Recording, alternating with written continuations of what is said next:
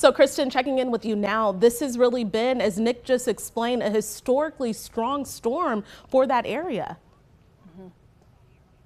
Yet never before have we seen a Category 4 with 130-mile-per-hour winds make landfall in this area. It wasn't a direct hit in Tallahassee. We never got into the eye, never even saw hurricane force winds here. Strongest I saw was 76-mile-per-hour winds as we got, or it was really even 67 miles per hour wind in the city itself.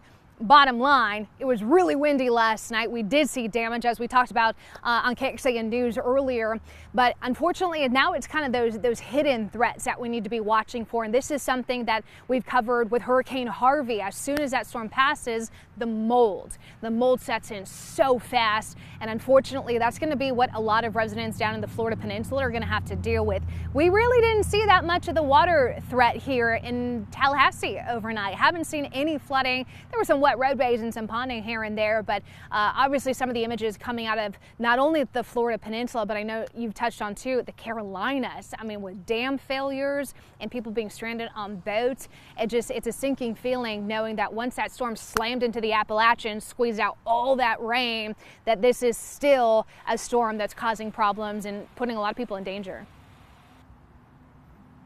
Well, last night was really scary. I mean, we didn't know what was going on. So coming in at night, we're seeing these reports, and of course, until very late in the game, it was coming straight for Tallahassee. So we were very concerned and very worried about that. We've been through a lot of storms here. Like I think I mentioned, I'm from Tallahassee.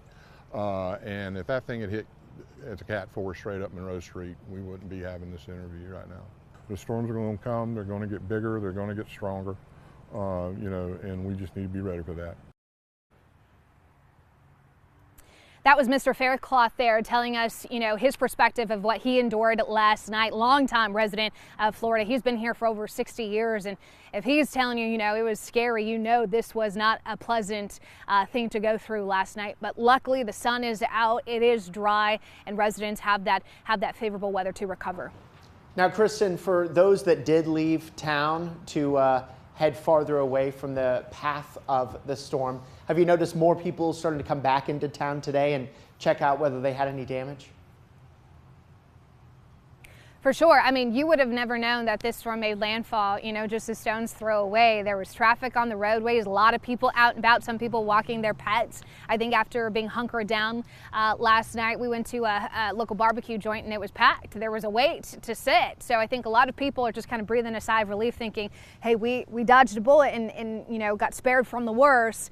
But our heart hurts knowing that there are others here in the state of Florida dealing with the nightmare situation, the aftermath, especially down, towards the Tampa area.